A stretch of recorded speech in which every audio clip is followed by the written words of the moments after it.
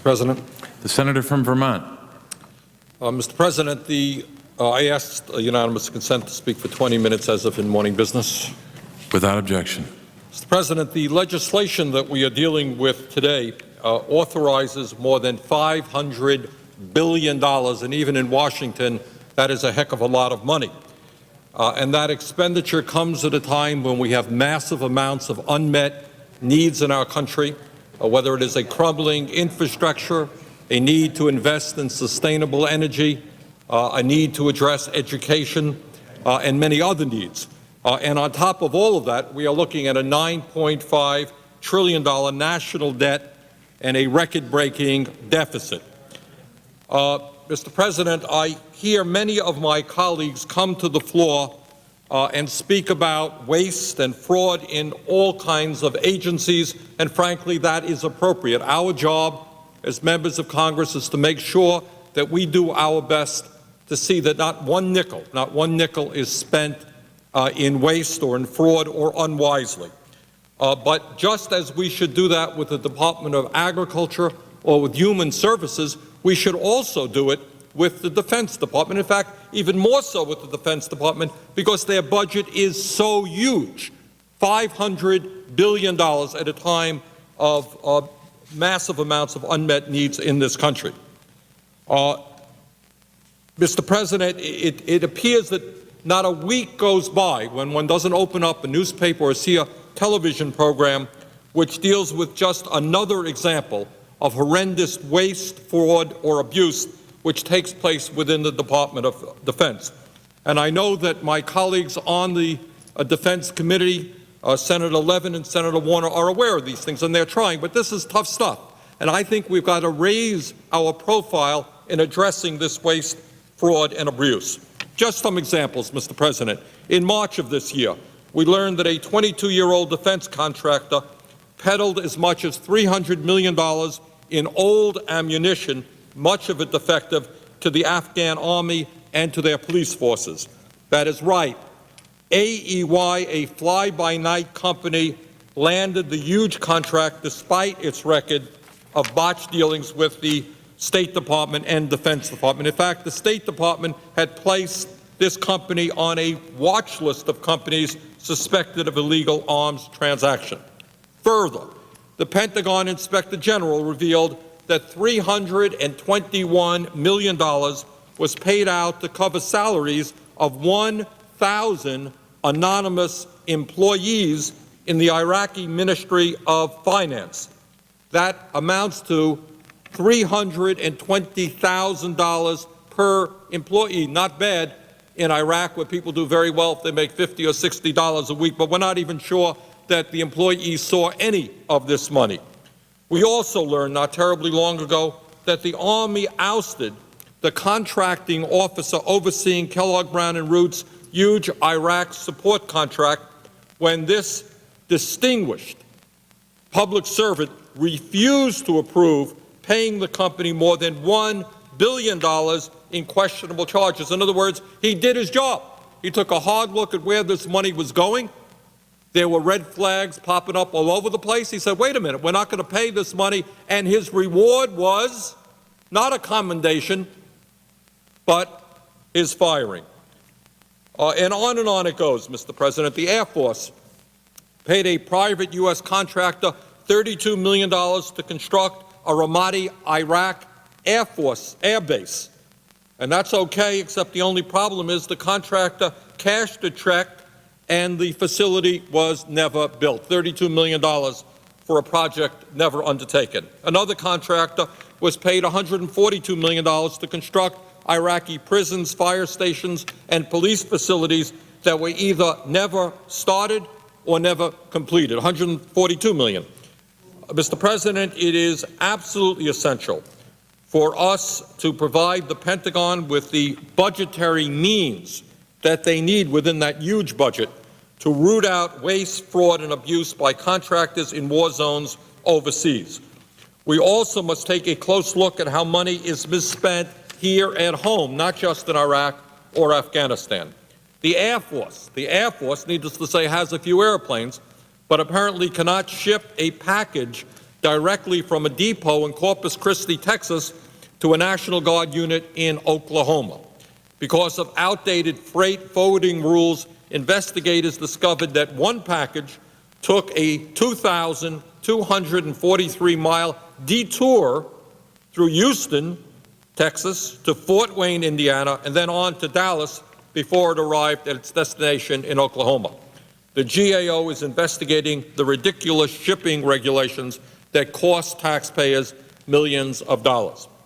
Now, are all of these examples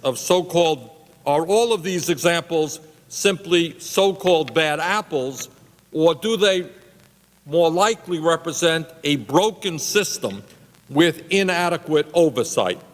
In my view, unfortunately, it is the latter. I think we have a broken system.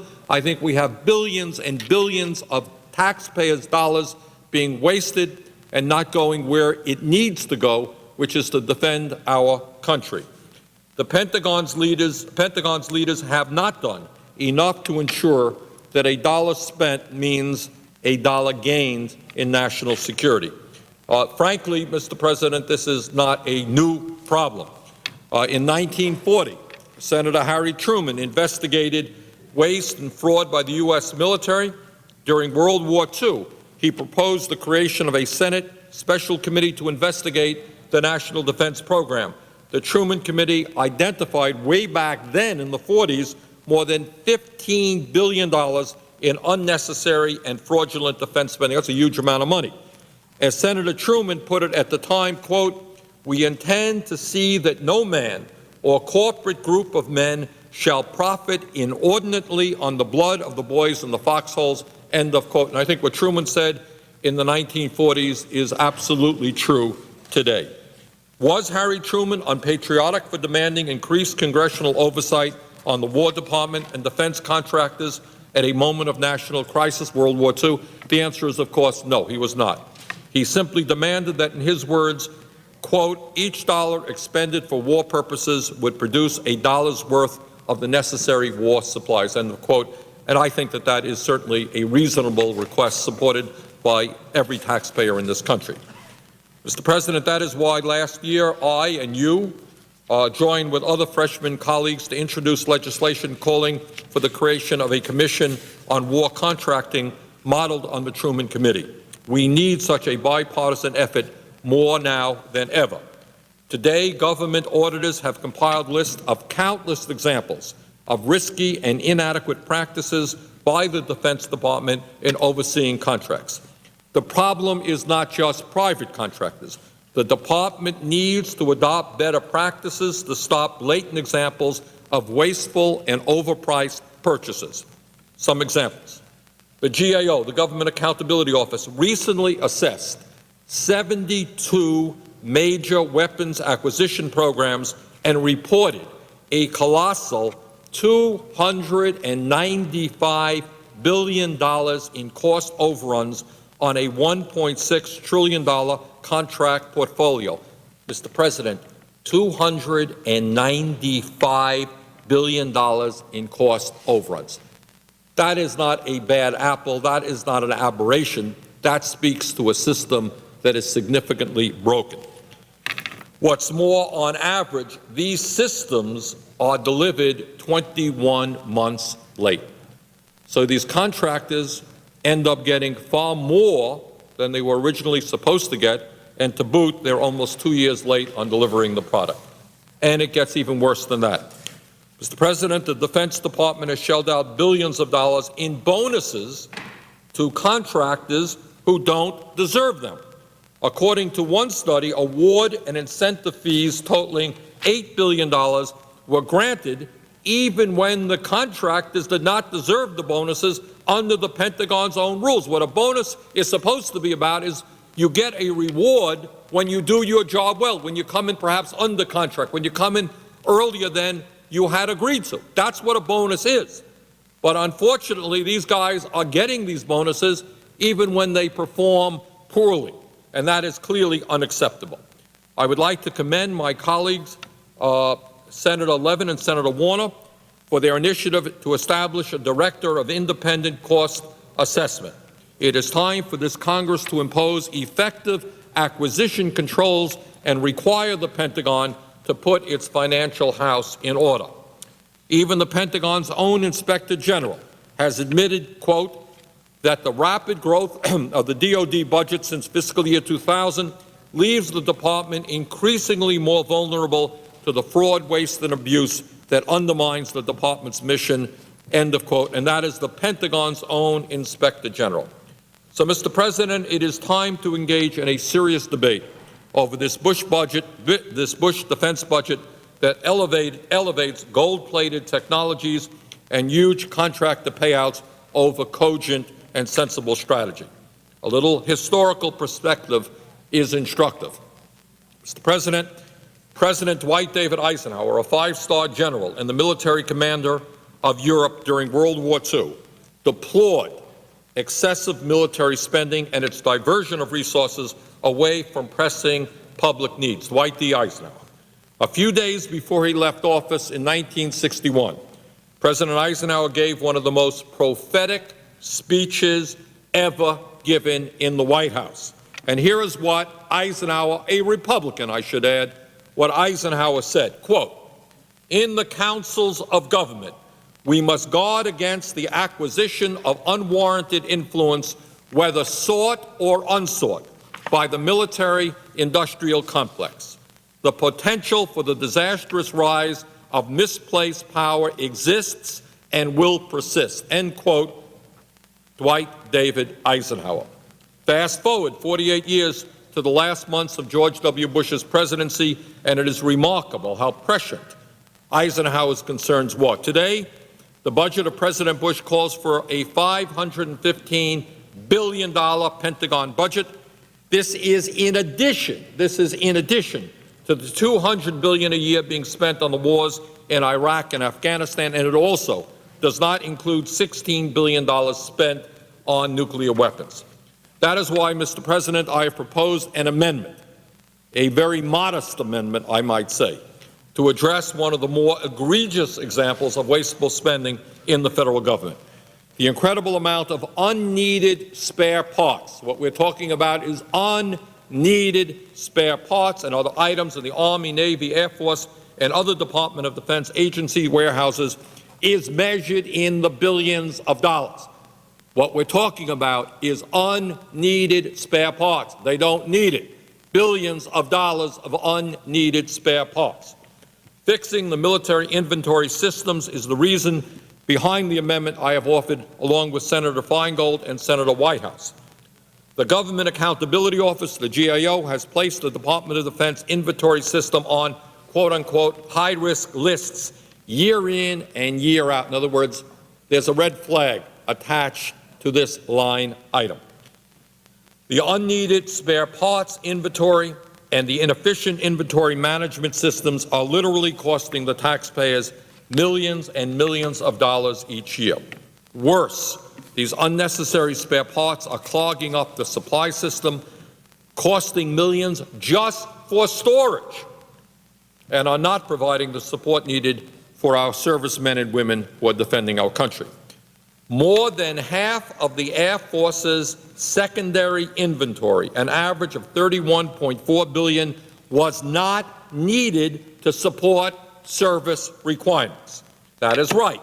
More than $18 billion of its on-hand spare parts are beyond the needs of the Air Force.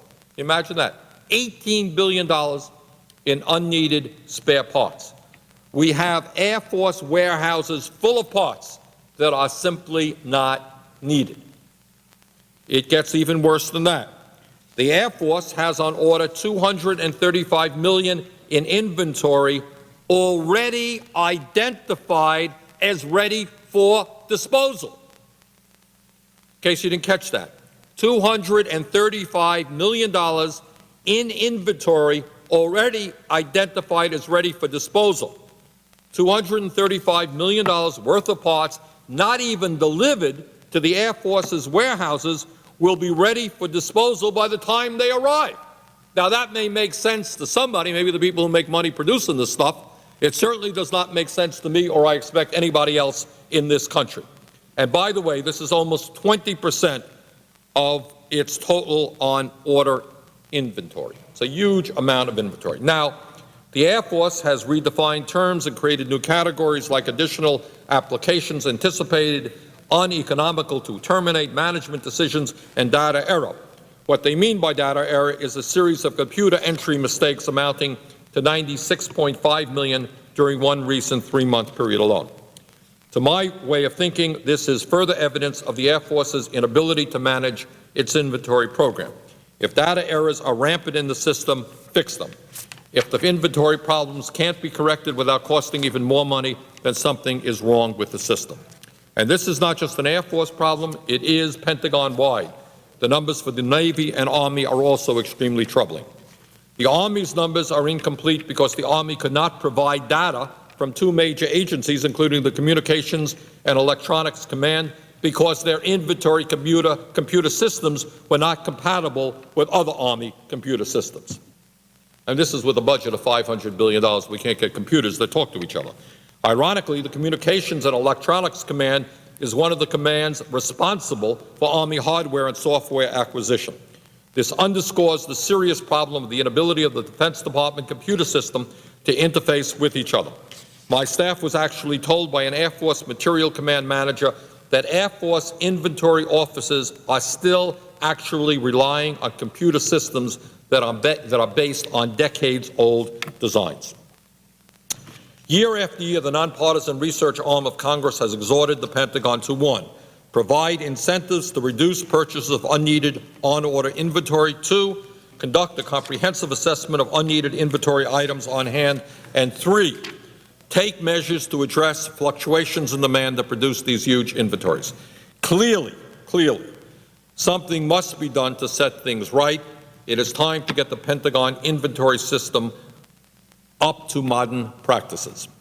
What does our amendment do? It does a few things. First, the amendment offered by Senator Feingold, Senator Whitehouse, and myself will require the Secretary of Defense to develop a comprehensive plan for improving the inventory system, including each service's plan to improve audit systems for reducing the gap between projected requirements and actual requirements, improvements to information technology systems, personnel and training needs, contract reviews, and other relevant policy changes. Second, this amendment will require a certification to Congress that the Army, Navy, Air Force, and Defense Logistics Agency have reduced their secondary inventory.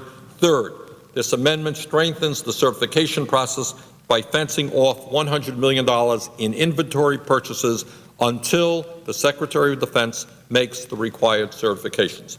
Mr. President, this is a small but critical step toward fixing the DoD's inventory system. It is time for this Congress to impose long-needed improvement and require the Pentagon to put its house in order. Frankly, this is just a small step forward. We have a lot more to do. This country faces enormous problems. We need money spent in many, many areas. We do not need to be wasting tens and tens of billions of dollars. So I look forward to working with my fellow senators to see that this amendment becomes law. Mr. President, thank you very much.